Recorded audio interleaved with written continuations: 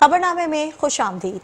Bulletin का आगाज करेंगे इस अच्छी खबर से कि रावलपिंडी में पाकिस्तान ने जिम्बाब्वे को 69 रन से शिकस्त दे दी है। पाकिस्तान ने T20 ट्राई सीरीज के फाइनल में जगह बना ली है।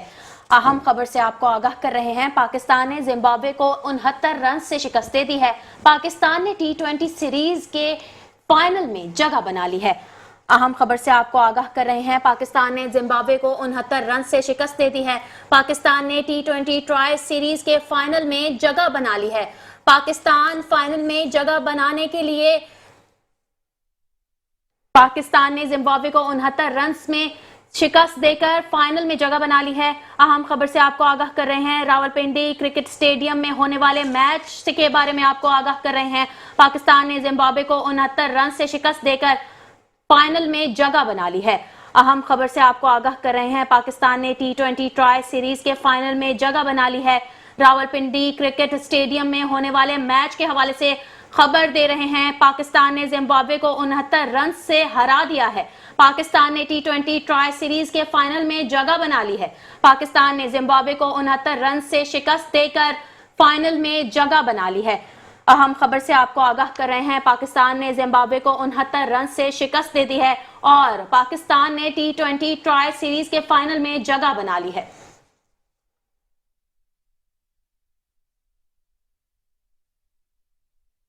खबरों के सिलसिले को आगे बढ़ाएंगे और आपको बताएंगे PP 269 मुजफ्फरगढ़ 62 पोलिंग स्टेशंस का गैर सरकारी नताइज के मुताबिक पीपल्स पार्टी के मियां अलमदार कुरैशी 25,368 वोट लेकर आगे हैं। आजाद उम्मीदवार सरदार इकबाल पताफी 16,924 वोट लेकर दूसरे नंबर पर हैं।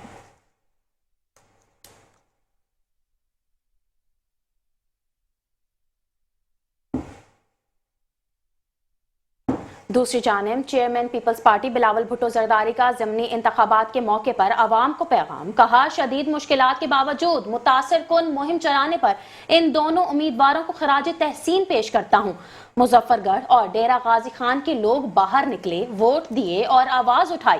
पार्टी कारकुनान ये याद रखें कि फॉर्म 45 लिए बगैर पोलिंग स्टेशन नहीं छोड़ना।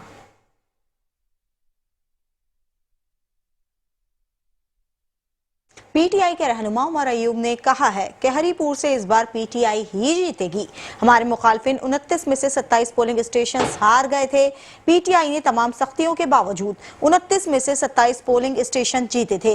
इस बार तमाम पोलिंग स्टेशन बानी PTI की पार्टी जीतेगी। चीजें बिल्कुल वाज़ेह हैं। उमर अयूब को सजा सुनाए जाने पर खाली होने वाली नशिस्त पर उमर अयूब की ही अहलिया इंतखाब लड़ रही हैं।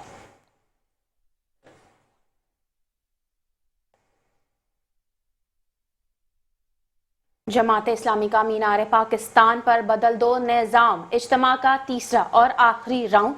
अमीर जमात इस्लामी ने आम इंतखाबात तक किसी भी इलेक्शन में हिस्सा न लेने का इंदिया दे दिया और कहा आखिरी हद तक जिद्दोजहद जारी रखेंगे। पाकिस्तान की जमातों में नज़्म ज़ब्त का बहरान है।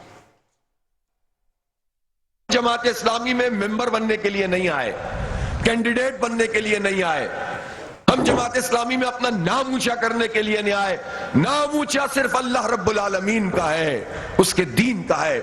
इस इज्तिमाइयत के साथ जुड़े हैं तो अकीदे और नजरिए के साथ जुड़े हैं, और इस इज्तिमाइयत के साथ जुड़े हैं तो समा व इताअत के निजाम के साथ जुड़े हैं।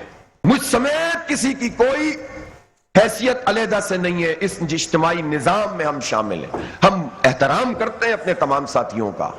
ये नज़्म का काम होता है कि किसको कहां प्लेस करना है, किसको कहां रखना है। आप तवज्जो दिला सकते हैं, बता सकते हैं, लेकिन यह मतलब नहीं होता इस बात का कि मैं कुछ बन जाऊं, आप कुछ बन जाएं और हर एक अपनी अपनी डफली और अपना अपना राग बजाए। इसलिए यह इज्तिमाइयत है और यही हमारी स्ट्रेंथ है, यही हमारी ताकत है। पाकिस्तान में अगर कोई बहरान है पार्टियों में, इसी का बहरान है, डिसिप्लिन नहीं है, मफाद परस्ती है, दौलत की बुनियाद पर फैसला है, जागीर की बुनियाद पर फैसला है। उसकी अपनी हिकमतें इंतखाबात की होती हैं, लेकिन मैं एक बात वाज़ेह करना चाहता हूं, बात से बात निकल रही है। इसीलिए हमने यह तय किया कि कौमी इंतखाबात तक जब तक उसका शेड्यूल अनाउंस नहीं होगा, हमारा कोई कैंडिडेट नहीं है, किसी को कैंडिडेट बनने की जरूरत नहीं है। बहुत वाज़ेह बात है। दूसरी जानिब आपको बताएंगे दफ्तर खारजा में मीना बाजार सज गया। नायब वजीर आजम इसहाक डार ने तकरीब से खिताब किया। कहा दफ्तर खारजा में मीना बाजार का इनेकाद अहमियत का हामिल है। खवातीन को बाइख्तियार बनाने के लिए सरगर्म है। मीना बाजार मुख्तलिफ सकाफतों को यकजा करने का मौका फराहम करता है। दोस्त ममालिक के स्टॉल्स पाकिस्तान से इनके ताल्लुकात उजागर करते हैं। हुकूमत हर शोबे में खवातीन की हौसला अफजाई कर रही है। I would like to especially recognize the spouses of our diplomats whose dedication and leadership make PAFA's work possible. Often away from their homes, they carry forward meaningful initiatives that strengthen both the Foreign Service family and the broader community. Excellencies, ladies and gentlemen, I would like to acknowledge PAFA's volunteers and the broader community whose dedication supports these efforts and reflects the collaborative spirit of the organization.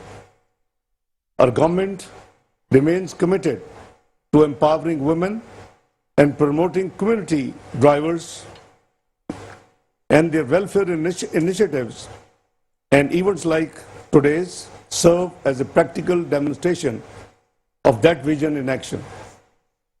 We also value the friendship and goodwill of our international partners. Your participation strengthens our shared commitment to cooperation, understanding, and constructive engagement. Excellencies, ladies and gentlemen, dear children, I have visited the beautiful stalls and food displays from around the world today, and I hope you will enjoy these after this ceremony. I'm sure many of you would have enjoyed already, so did I. I congratulate everyone once again for organizing this event and trust that it will continue to be a prominent and impactful feature of our future annual calendars. खबर शामिल करेंगे। तुर्क सदर रजब Tayyab Erdogan के G20 इजलास में ऐलान के हवाले से तुर्की अगले साल COP31 आलमी क्लाइमेट कॉन्फ्रेंस की मेजबानी करेगा। ऑस्ट्रेलिया के साथ मेजबानी का मुआहिदा तय पा गया। मुआहिदा हालिया कसीरुल जहती कमी के पेश नज़र अहम करार दिया गया। ऑस्ट्रेलिया ने COP31 की मेजबानी से दस्तबरदारी इख्तियार की। तुर्की ने मेजबानी की जिम्मेदारी उठा ली। आपको बताते चलें, तुर्क सदर रजब तैयब अर्दोवान ने G20 इजलास में ऐलान किया तुर्की अगले साल COP31 आलमी क्लाइमेट कॉन्फ्रेंस की मेजबानी करेगा। ऑस्ट्रेलिया के साथ मेजबानी का मुआहिदा तय पा गया। तुर्की ने मेजबानी की जिम्मेदारी उठा ली।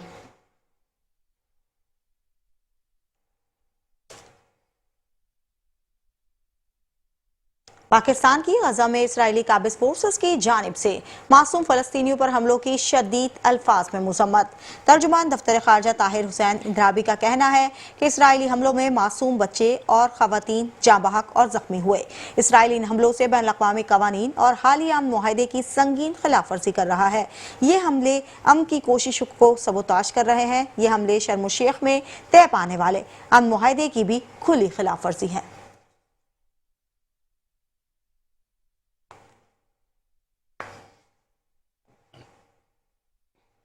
तेजस तैयारे के हवाले से खबर शामिल करेंगे। आपको बताएंगे दुबई एयर शो में तेजस तैयारे के हादसे से भारत को धचका।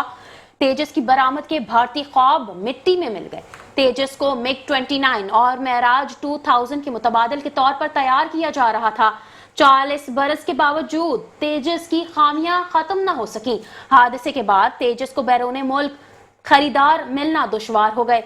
तेजस मई में पाकिस्तान के खिलाफ जंग या रिपब्लिक डे पर परवाज ना कर सका। JF-17 थंडर ने अपना लोहा मनवा लिया। पाकिस्तान के साथ फरोख्त का मुआहिदा भी मुकम्मल हो गया।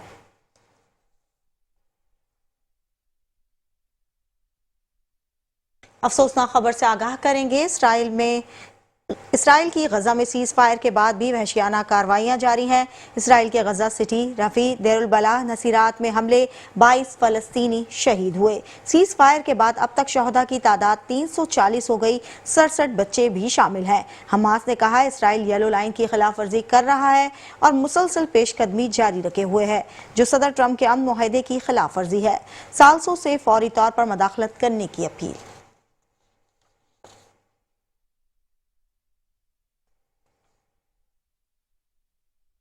خبر دیں گے چین کے تیار کردہ جزیرے کے حوالے سے۔ آپ کو بتائیں گے چین 78,000 ٹن وزنی مصنوعی جزیرہ تعمیر کر رہا ہے۔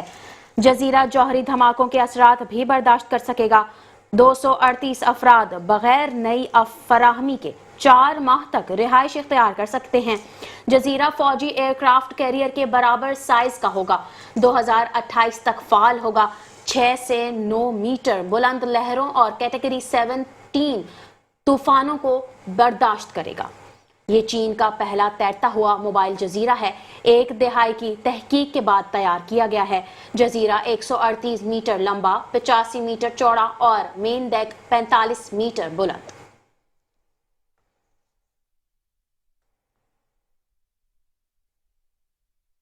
خبروں کے سلسلے کو آگے بڑھائیں گے اور آپ کو بتائیں گے بھارت میں دارالعلوم دیوبند کے سربراہ مولانا ارشد مدنی کا بیان سامنے آیا ہے۔ انہوں نے کہا ہے کہ مسلمان نیو یارک اور لندن کے میئر بن سکتے ہیں، بھارت میں نہیں۔ بھارت میں مسلمان کسی یونیورسٹی کے وائس چانسلر نہیں بن سکتے۔ مولانا ارشد مدنی نے مودی سرکار پر تنقید کی۔ حکومت چاہتی ہے کہ مسلمانوں کے پاؤں کے نیچے سے زمین کھینچ لی جائے۔ بھارت میں مسلمان وائس چانسلر بن بھی جائے تو جیل میں پڑا ہوتا ہے۔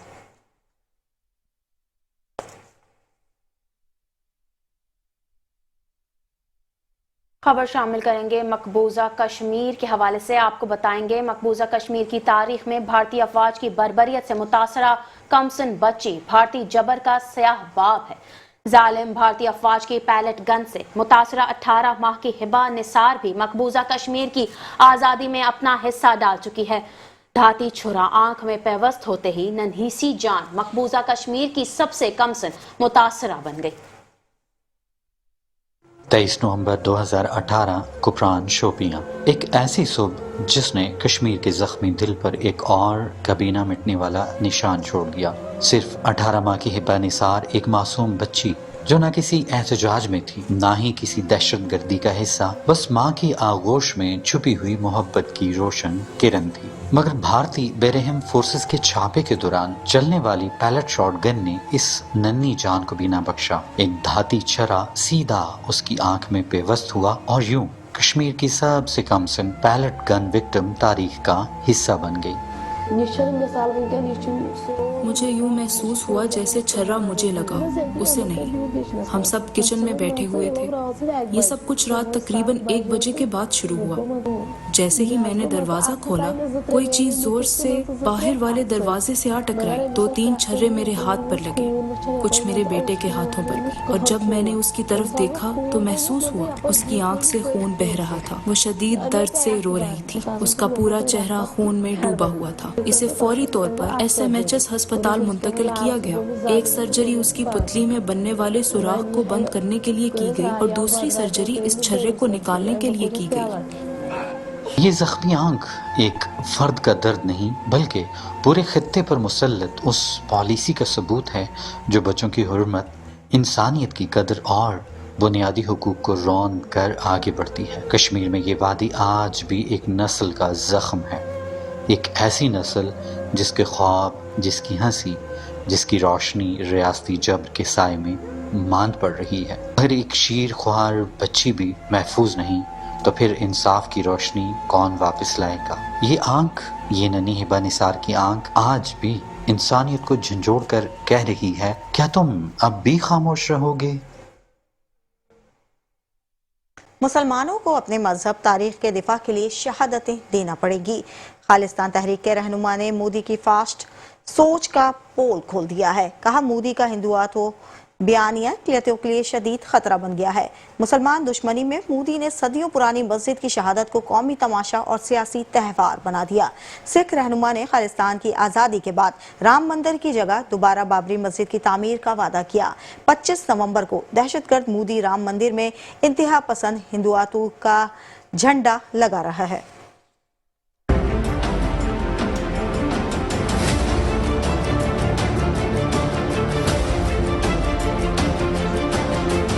ਜਿਸ ਦਿਨ ਅਸੀਂ ਪੰਜਾਬ ਨੂੰ ਭਾਰਤ ਦੇ ਕਬਜ਼ੇ ਚੋਂ ਆਜ਼ਾਦ ਕਰਾ ਕੇ ਖਾਲਿਸਤਾਨ ਦਾ ਮੁਲਕ ਬਣਾਇਆ, ਇਸੇ ਅਯੋਧਿਆ, ਇਸੇ ਰਾਮ ਮੰਦਿਰ ਵਿੱਚ ਦੁਬਾਰਾ ਬਾਬਰੀ ਮਸਜਿਦ ਬਣਾਈ ਜਾਏਗੀ।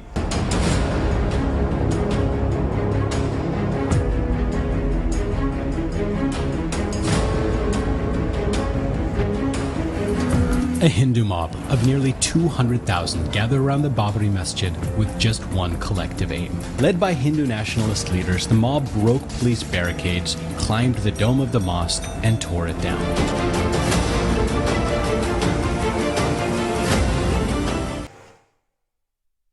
दीगर खबरें भी न्यूज बुलेटिन का हिस्सा बनाएंगे, लेकिन इस ब्रेक के बाद हमारे साथ रहिए।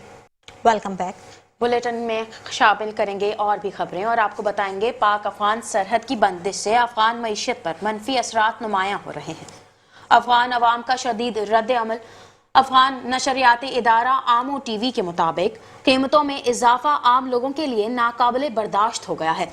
बुनियादी ग़िज़ाई अशिया अब आम आदमी की पहुंच से बाहर हैं। गरीब कैसे गुजारा करे?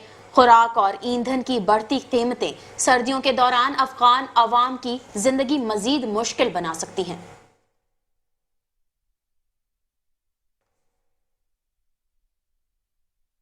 यूनिवर्सिटी ऑफ मकरान पंजगोर में एफसी बलूचिस्तान के ताउन से स्पोर्ट्स वीक का शानदार इनकाद हुआ। क्रिकेट, फुटबॉल, बैडमिंटन, शतरंज और सिल्वर रेस समेत मुतादिद मुकाबले हुए।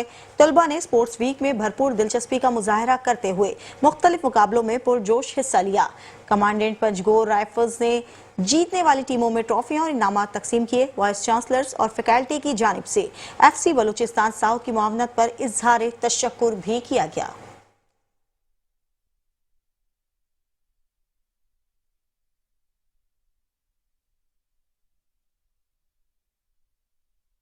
खबर देंगे लाहौर एक्सपो सेंटर में होने वाली एग्जीबिशन के हवाले से। आपको बताएंगे 31वीं textile Asia international exhibition and conferences का लाहौर एक्सपो सेंटर में शानदार आगाज हो गया। 2000 से जायद आलमी ब्रांड्स, 425 नुमाइश कुनंदगान और बैनुल अक़वामी मंदूबीन ने शिरकत की। 15 से जायद ममालिक की शमूलियत हुई। $300 मिलियन के ऑन साइट कारोबार के मौके मुतवक्के हैं।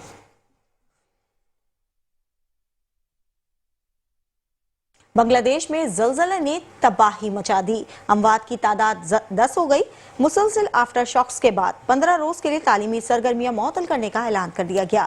ज़लज़ला पैमा मरकज के मुताबिक पहले ज़लज़ले की शिद्दत रेक्टर स्केल पर 3.7 रिकॉर्ड की गई, जबकि दूसरे ज़लज़ले की शिद्दत 4.3 थी। 300 से ज्यादा अफराद जख्मी हैं। मुतादिद इमारतों में दरारें पड़ चुकी हैं।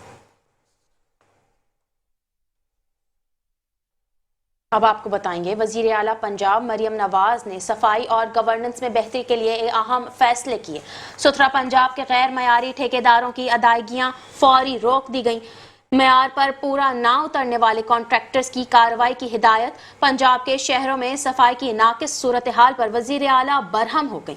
आवारा कुत्तों के काटने और मेन होल में गिरने के वाकयात पर डिप्टी कमिश्नर्स को वार्निंग दे दी गई। 2 वार्निंग के बाद भी नाकामी पर डिप्टी कमिश्नर्स तब्दील किए जाएंगे। मरियम नवाज ने कहा, गुड गवर्नेंस को नेक्स्ट लेवल पर ले जाना अव्वलीन तरजीह है।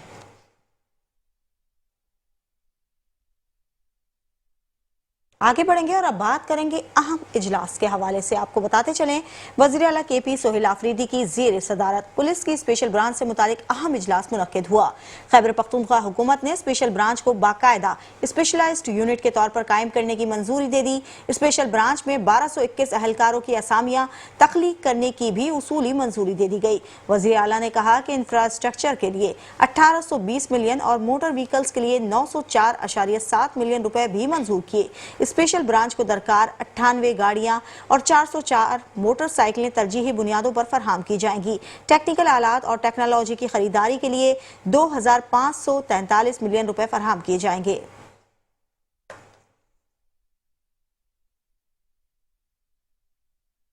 अब आपको बताएंगे शर्जील इनाम मेमन कहते हैं, कराची में 756 तरक्याती स्कीमें जेरे अमल हैं। मजीद कहा कि शहर के इंफ्रास्ट्रक्चर की मजबूती पर काम तेजी से जारी है। KDA की 76 स्कीमें 13.5 अरब की लागत से जारी हैं। मेट्रोपॉलिटन कॉरपोरेशन की 200 स्कीमें जारी हैं। सिंध हुकूमत कराची को जदीद और महफूज शहर बनाने के लिए सरगर्म है। अवाम के ताउन से तरक्याती अमल मजीद तेज हुआ। जेर तकमील मंसूबों से शहरियों को बड़ा रिलीफ मिलेगा। मुश्किलात के बावजूद मंसूबों की बरवक्त तकमील की कोशिश कर रहे हैं।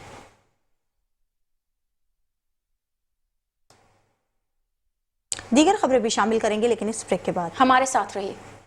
Welcome back. खबरों के सिलसिले को आगे बढ़ाएंगे और आपको बताएंगे औरंगी प्रोजेक्ट डायरेक्टर की विकेट गिरने के बाद दोबारा खेल खेलने के लिए थर्ड एम्पायर का सहारा लेने की कोशिश जारी है। फैसल रिजवी को दोबारा ओहदा दिलाने के लिए अहम सीनियर डायरेक्टर्स मेयर कराची के अहम कोऑर्डिनेटर के घर पहुंचे। जराये के मुताबिक फैसल रिजवी पर औरंगी टाउन में गैर कानूनी लीज देने का इल्जाम है। 5 मई 2025 को 4 प्लॉट्स बगैर अप्रूवल के ऑक्शन किए गए। गैर कानूनी ऑक्शन के मामले की तहकीकात जारी है। गिरफ्तार मुल्जिमान और फैसल रिजवी के खिलाफ कानूनी कार्रवाई के भी इम्कानात हैं।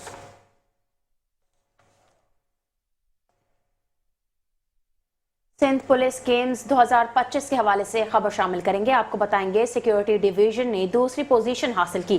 डिवीजन ने 9 ट्रॉफियां जीती। कराची रेंज पहली पोजीशन पर 12 दस्तों ने 17 खेलों में हिस्सा लिया। इख्तितामी तकरीब कराची पुलिस हेडक्वार्टर्स में मुनक्किद हुई। वजीर दाखिला ज़ियाउल हसन लंझार और IG सिंध भी शरीक हुए। 217 खवातीन खिलाड़ियों ने भी शिरकत की। फातेह खिलाड़ियों में मेडल्स और शील्ड्स तकसीम की गई।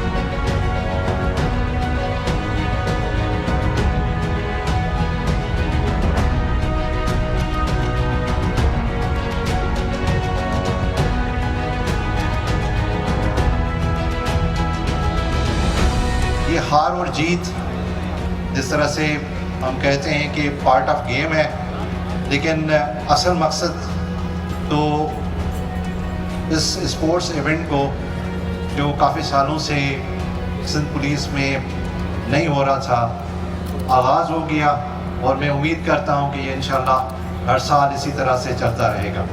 ये FIA anti human trafficking circle Karachi ने कार्रवाई करके जालसाजी से कौमी शनाख्ती कार्ड हासिल करने वाला बांग्लादेशी शहरी गिरफ्तार कर लिया। मुल्जिम फजलुल हक गैर कानूनी तौर पर पाकिस्तान में मुकीम था। मुल्जिम को जारी करदा शनाख्ती कार्ड को ब्लॉक कर दिया गया है।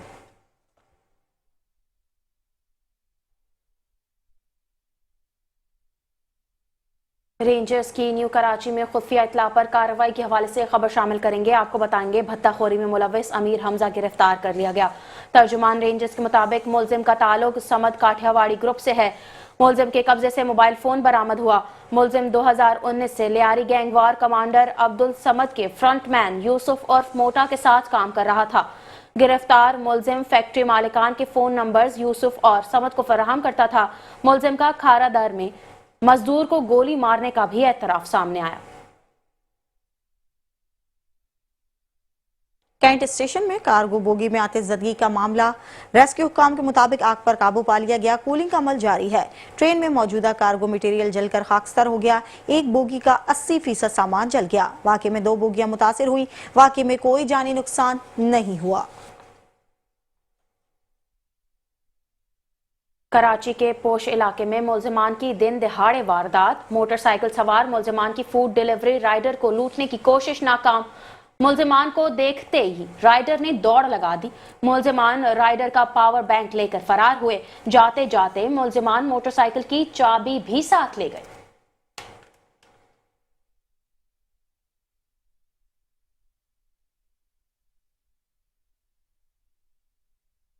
कोरंगी में जराइम पेशा नासिर के खिलाफ घेरा मजीद तंग कर दिया गया। पुलिस और रेंजर्स की मुश्तरका कार्रवाइयां रोजाना की बुनियाद पर जारी हैं। थाना लांडी की हुदूद टेम्बर मार्केट और क्रिश्चियन पाड़ा लांडी 1 नंबर में कॉम्बिंग ऑपरेशन किया गया। दाखिली और खारजी रास्तों पर नफरी तैनात करके इलाके को सील कर दिया गया। 28 घरों, 4 दुकानों और होटलों की चेकिंग की गई। 80 अफराद की बायोमेट्रिक और मोबाइल डिवाइस के जरिए शनाख्ती तस्दीक हुई। कार्रवाई के दौरान 6 मुश्तबा अफराद को हिरासत में ले लिया गया।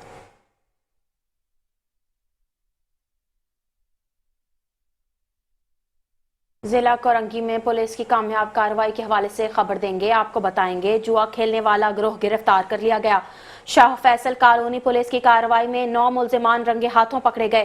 गिरफ्तार मुल्जिमान में फहद, फैसल इकबाल, फैजानुल हसन, मोहम्मद अहमद शामिल। बिलाल अहमद, फहीम, असद अली, शकील अहमद और मजीद भी गिरफ्तार किए गए। पुलिस के मुताबिक मुल्जिमान के कब्जे से 9,350 रुपए नकदी बरामद हुई। कार्रवाई के दौरान 2 मुर्गे और 6 जोड़ी मसनूई प्लास्टिक के पंजे भी जब्त किए गए।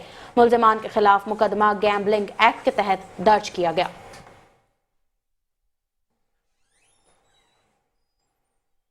खबरों के सिलसिले को आगे बढ़ाएंगे और आपको बताएंगे गार्डन पुलिस का चिड़ियाघर के करीब मुल्जिमान से मुबैना मुकाबला हुआ। फायरिंग के तबादले के बाद 2 मुल्जिमान जख्मी हालत में गिरफ्तार कर लिए गए। शिनाख्त सलीम उर्फ विट्टो और आसिफ उर्फ मिट्ठो के नाम से हुई। असलाह और मोटरसाइकिल बरामद हुआ।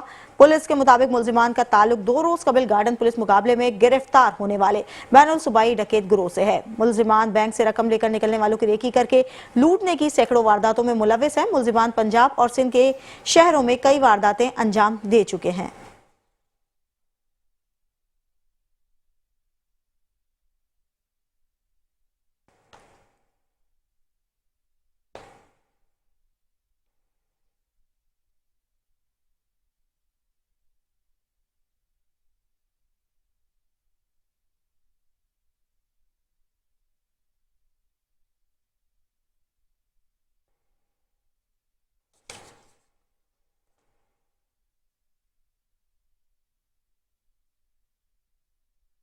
अब आपको बताएंगे शीरी जलाह कॉलोनी में हाफिज कुरान नौजवान के कत्ल का मामला हल हो गया। बोर्ड बेसिन पुलिस ने नौजवान के कत्ल में मुलव्विस 4 मुल्जिमान को गिरफ्तार कर लिया। गिरफ्तार मुल्जिमान में 2 भाई भी शामिल। वाक़े में मुलव्विस एक मुल्जिम ताहाल फरार है। पुलिस का कहना है कि वाक़या 18 नवंबर को बच्चों के झगड़े के दौरान बड़ों के मुलव्विस होने के बाइस पेश आया। मुल्जिमान ने मकतूल हमाद को छुरियों के वार से कत्ल किया था। पुलिस ने आला कत्ल बरामद करके तफ्तीश शुरू कर दी है। आपको बताते चलें शीरी जिनाह कॉलोनी में हाफिज कुरान नौजवान के कत्ल का मामला हल हो गया। बोर्ड बेसिन पुलिस ने नौजवान के कत्ल में मुलव्विस 4 मुल्जिमान गिरफ्तार कर लिए। गिरफ्तार मुल्जिमान में 2 भाई भी शामिल हैं। पुलिस का कहना है कि वाक़या 18 नवंबर को बच्चों के झगड़े के दौरान बड़ों के मुलव्विस होने के बाइस पेश आया।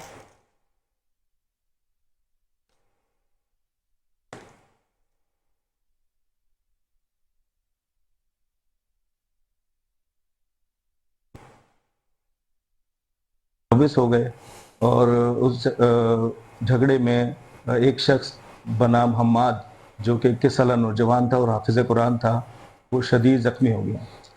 हम्माद को फौरन अस्पताल मुंतकिल किया गया जहां वो जख्मों की ताब ना लाते हुए फौत हो गया।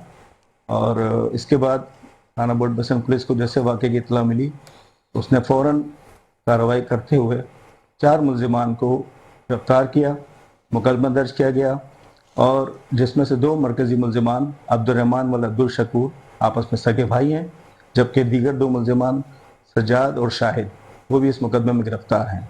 मजीद एक मुल्जिम को मुद्दे मुकदमा ने बताया है कि वो गौर नामी मुल्जिम था जो इस झगड़े के दौरान मुलविस था, तो वो उसकी तलाश जारी है और इंशाल्लाह उसको भी जल्द गिरफ्तार कर लिया जाएगा।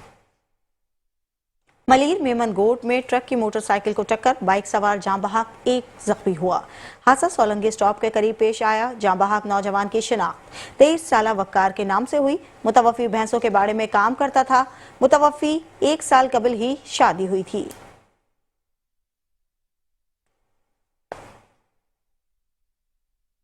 अब आपको बताएंगे कोरंगी 6 नंबर पर घर में गैस सिलेंडर फटने से झुलसने वाली खातून दम तोड़ गई। मुतवफ़िया सिविल अस्पताल बर्न्स वार्ड में जेर इलाज थी। खातून अनीला गुज़िश्ता रोज घर में सिलेंडर धमाके के बाद लगने वाली आग से झुलस गई थी।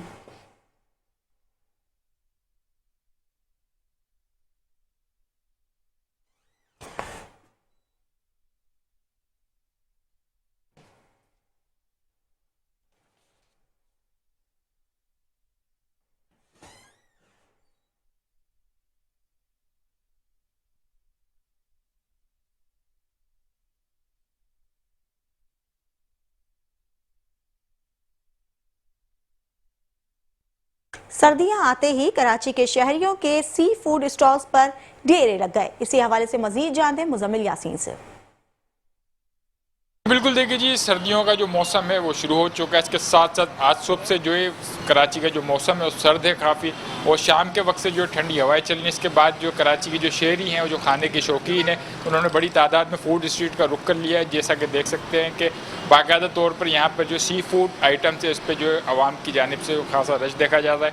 इसके साथ साथ जब हमारे यहाँ पर लोगों से बात हुई तो उनका यही कहना था कि कराची के अंदर जो सर्दी है वो बहुत कम वक्त के लिए पड़ती है, लेकिन जितनी भी पड़ती है इसे इंजॉय करना चाहिए। और उसके साथ साथ यहाँ पे जो दीगर फूड आइटम्स है कराची के शहरी उससे भी लुत्फ़अंदोज़ होते दिखाई देते हैं। तो हमारे यहाँ पे दुकानदारों से बात हुई जो सी फूड स्टॉल्स लगाए, उनका कहना था कि कराची के जो शहरी है वो सी फूड स्टॉल्स का आम तौर पे रुख तो नहीं करते, लेकिन जैसे ही सर्दियाँ बढ़ती हैं तो वैसे ही वो कराची के जो शहरी हैं एकदम से यहाँ पर आते हैं।